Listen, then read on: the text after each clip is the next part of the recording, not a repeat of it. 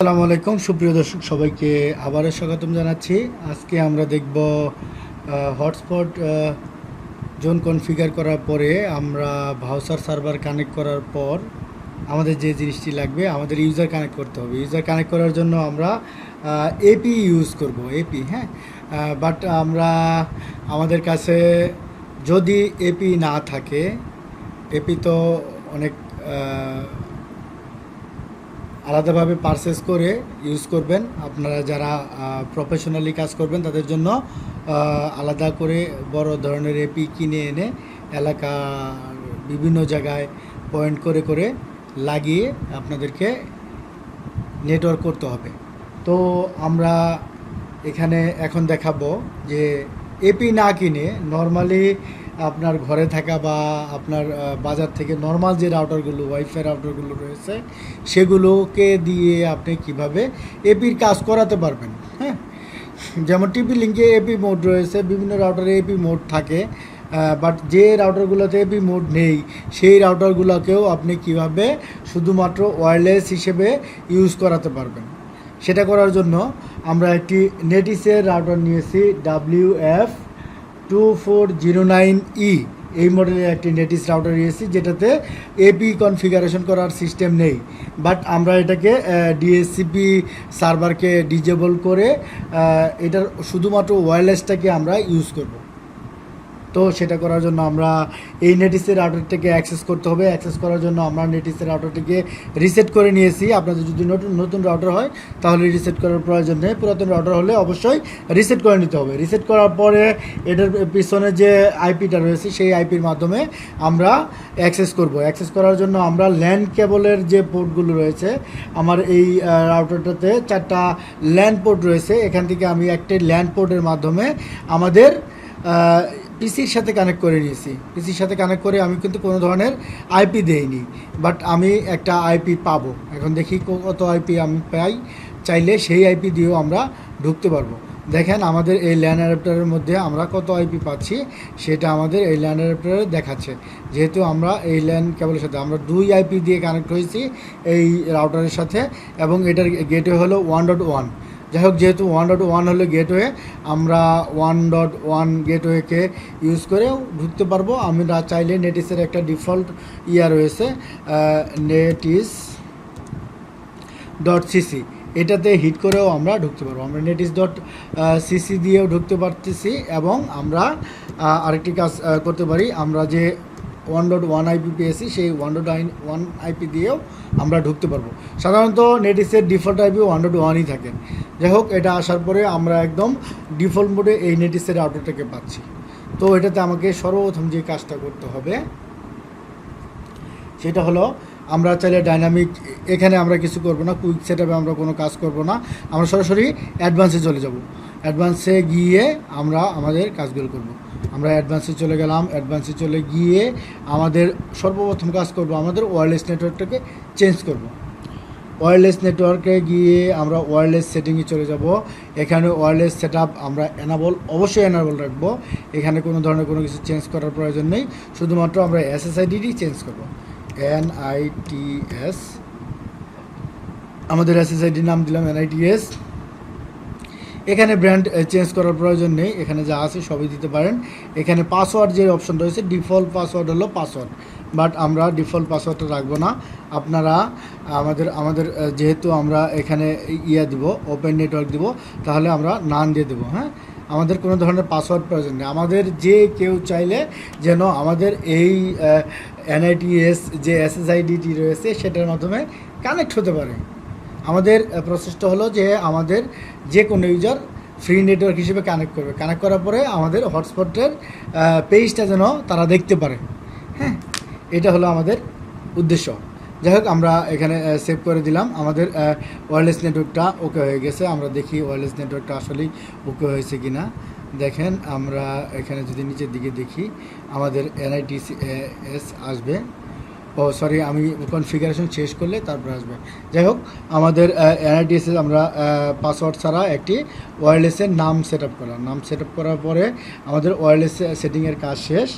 আমরা এখন যাব ল্যান নেটওয়ার্কে যাব। ওয়ানে আমাদের কোনো কাজ নেই, আমরা চলে যাব ল্যানে। ল্যানে আসবো, ল্যানে এসে আমরা আমাদের এই ডিএসসিপি ডিজেবল করতে হবে। ডিজেবল করার আগে আমরা এটার আইপিটাকে চেঞ্জ করে নেব। আমাদের ল্যানের যে আইপিটা রয়েছে, সরি এখানে না,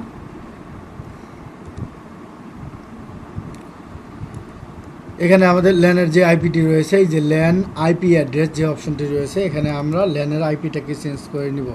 আমরা একটি আইপি সিরিজ অ্যালাউ করতেছি। আপনারা যে কোনো এখানে শুধুমাত্র এই দুইটা অপশন, দুইটা সংখ্যাকে চেঞ্জ করে দেবেন। এখানে আপনি একটা সংখ্যাও দিতে পারেন। আমরা দুইটা সংখ্যা দিচ্ছি 77, এখানে 0.1.1 ছিল, আমরা 77.1 দিয়েছি। 192.168.168.77.1 দিচ্ছি। 1 দিয়ে আমরা এখানে সেভ করলে এটাকে আমরা 71 দিয়ে ঢুকতে পারবো। দেখেন আমরা সেভ করতেছি। সেভ করলে রাউটারটা রিস্টার্ট নিচ্ছে। রিস্টার্ট হওয়ার পরে আমরা 1.1 দিয়ে আর ঢুকতে পারবো না, আমাদের ঢুকতে হবে কি দিয়ে, 77.1 দিয়ে ঢুকতে হবে। তো আমরা একটু ওয়েট করি।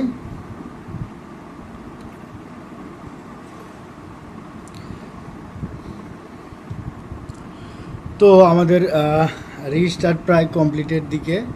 যাই হোক, আমাদের রিস্টার্ট যেহেতু কমপ্লিট হয়ে গেছে, আমরা দেখেন এখন কিন্তু আর 1.1 দিয়ে ঢুকিনি, আমাদের অটোমেটিক্যালি 77.1 দিয়ে আমরা এখানে অ্যাক্সেস করতে পারতেছি। আবারও আমরা অ্যাডভান্সে চলে যাব। অ্যাডভান্সে চলে গিয়ে আমরা ল্যান নেটওয়ার্কে চলে যাব। ল্যান নেটওয়ার্কে গিয়ে আমাদের নেটওয়ার্কে গিয়ে ল্যানে যাব। ল্যানে যাওয়ার পরে দেখেন এখানে আমাদের এই আইপিটা চেঞ্জ হয়ে গিয়েছে, 77.1 হয়ে গেছে। এখানে এটা হওয়ার পরে আমাদেরকে ডিএসসিপি সার্ভারটা ডিজেবল করে দিতে হবে। দেখেন আমরা ডিএসসিপি সার্ভারটা ডিজেবল করে দিচ্ছি। ডিজেবল করে দিয়ে সেভ করে দেব। কেন ডিজেবল করলাম?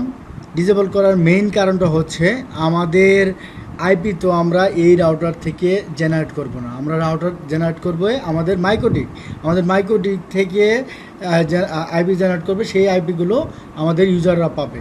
তো সেক্ষেত্রে অবশ্যই আমার এই রাউটারের আইপির কোনো প্রয়োজন নেই, যার কারণে আমরা এই ডিএসসিপি সার্ভারটাকে ডিজেবল করে দিচ্ছি। ডিজেবল করে দিয়ে সেভ দিচ্ছি।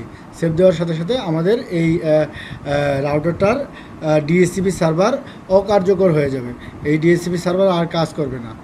সেই ক্ষেত্রে আমরা এখন আমাদের ভাউচার সার্ভারের সাথে যদি এই যে বাকি 4টা ল্যান্ড পোর্ট রয়েছে, কখনোই আমরা ওয়াইন পোর্ট ইউজ করব না। আমরা বাকি যে 4টা ল্যান্ড পোর্ট রয়েছে, 4টা ল্যান্ড পোর্ট দিয়েই আমরা সার্ভিস নিতে পারবো, এবং পরবর্তীতে আরও সুইচ ব্যবহার করে এই 4টা পোর্ট থেকে আরও বিভিন্ন জায়গায় যদি আমি রাউটার লাগাই, সেক্ষেত্রে সেই রাউটারগুলো সেমভাবে আমাদেরকে সার্ভিস দিতে সক্ষম হবে। যাই হোক, আমরা এখন ইয়ের মাধ্যমে কানেক্ট হচ্ছে, ওয়াইফাইয়ের মাধ্যমে কানেক্ট হব। দেখি আমরা ওয়াইফাই পাই কি না। আমাদের এনআইটিএস এই ওয়াইফাইটা এসে গেছে। এসে যাওয়ার পরে আমরা এই এনআইটিএস ওপেন নেটওয়ার্ক, যেহেতু আমরা কানেক্ট দিলেই আমাদের এনআইটিএসে কানেক্ট হয়ে যাবে। দেখেন কানেক্টিং দেখাচ্ছে, কানেক্ট হোক। কানেক্ট হলে আমি আপনাদেরকে দেখাচ্ছি কীভাবে HTML ডিরেক্টরি হয়। ও তার আগে আরেকটি বিষয়, আমাদের যে 3 এবং 4 দুইটা পোর্ট আমরা ব্রিজ করেছি, সেই 3 এবং 4 পোর্ট থেকে আমাদেরকে এই রাউটারের সাথে ল্যান্ড পোর্ট, রাউটারের যে 4টা ল্যান্ড পোর্ট রয়েছে, সেই ল্যান্ড পোর্টগুলো ইউজ করে কানেক্ট করতে হবে। ইউটিউবে কেবল দিয়ে আমরা বাকি 4টা কেবলে কানেক্ট করতেছি। আপনারা চাইলে যদি চান যে না আমি দিয়ে কানেক্ট হব না, আমি ইয়ের মাধ্যমে কানেক্ট হব না, এই ইয়ের মাধ্যমে কানেক্ট হব না, সরি, আমি ল্যান্ড কেবল মাধ্যমে কানেক্ট হব না, আমি কানেক্ট হব কিসের মাধ্যমে, অনুর মাধ্যমে। আমি একটা ওয়েলটি কিনবো, ওয়েলটি কিনে আমার পুরো এলাকায় আমি এই হটস্পট নেটওয়ার্ক করবো, সেটাও পসিবল। ওয়েলটি কিনে আপনি এই 3 এবং 4 যে দুইটা পোর্টকে আমি ব্রিজ করে হটস্পট কনফিগার করছি, এই দুইটা পোর্টে একটা পোর্ট থেকে ওয়েলটিতে লাগাবেন, এবং ওয়েলটির মাধ্যমে বিভিন্ন জায়গায় নিয়ে আপনি অনু লাগিয়ে অনুর থেকে একটি কেবল এই যে 4টা পোর্ট রয়েছে এই রাউটারে, সেই 4টা পোর্টের যে কোনো একটা পোর্টে লাগিয়ে দিলেই আপনার হটস্পট কানেক্ট হয়ে যাবে। আপনার যে রাউটারটাকে এপি বানালেন বা এই ওয়াইফাই হিসেবে কাজ করাবেন, সেই কার্যক্রমটা সঠিকভাবে আপনি ওই অনু থেকে সার্ভিস নিয়ে পাবেন। আর যদি কোন যে না আমি এত ওয়েলটি অনু এগুলো কিনবো না, সেক্ষেত্রে আমি চাই যে আমার যে লোকাল নেটওয়ার্ক রয়েছে আমি এমসি দিয়ে করব, অথবা বক্স করব, বক্স টু বক্স এইভাবে করব, সেটাও পসিবল, কোনো সমস্যা নেই। যাই হোক, আমাদের কানেক্ট হওয়ার পরে এই দেখেন এনআইটিএস কানেক্ট হয়ে গিয়েছে। এনআইটিএস কানেক্ট হওয়ার পরে আমরা এখানে একটি HTML ডিরেক্টরি সরাসরি পেয়ে গেছি, NITS.local। যেহেতু আমার মাইক্রোডিক থেকে এই মাইক্রোডিক থেকে এই পেজটা আমাদেরকে দিয়েছে কিসের মাধ্যমে? HTML ডিরেক্টরির মাধ্যমে আমরা পাচ্ছি ইউজার নেম এবং পাসওয়ার্ড দিয়ে কানেক্ট করার সুবিধা। কীভাবে কানেক্ট করব? আমরা যে ভাউচারগুলো তৈরি করেছিলাম সেই ভাউচার থেকে একটি ভাউচার আমরা কানেক্ট করব। দেখেন এই যে আমার যে 20 দিনের ভাউচার রয়েছে, সেই 20 দিনের ভাউচার থেকে আমি একটি ভাউচার কানেক্ট করব। দেখেন আমরা 3 নম্বর ভাউচারটা কানেক্ট করতেছি। এটার ইউজার নেম কি? FK DDD। যেহেতু আমি 5 সংখ্যা দিয়েছিলাম, সেক্ষেত্রে এটা আসছে FK 3টা D। আমরা এখানে FK 1 2 3 3টা দিয়ে দিলাম এবং পাসওয়ার্ড দিব 38248। 38248 এই পাসওয়ার্ডটা দেখি ঠিক আছে কিনা। 38248 FK DDD 38248।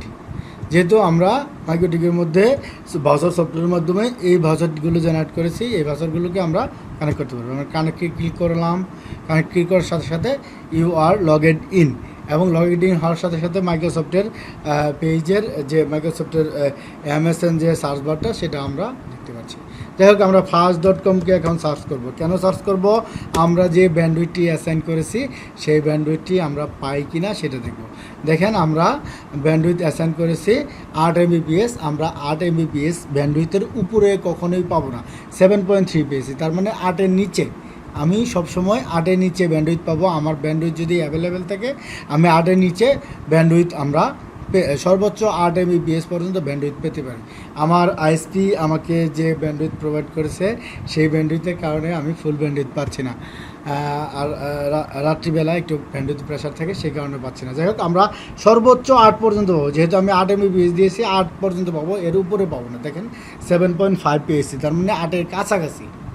তো এইভাবে আপনারা নেটিসের রাউটারকে এবি বানাতে পারেন খুবই সহজে।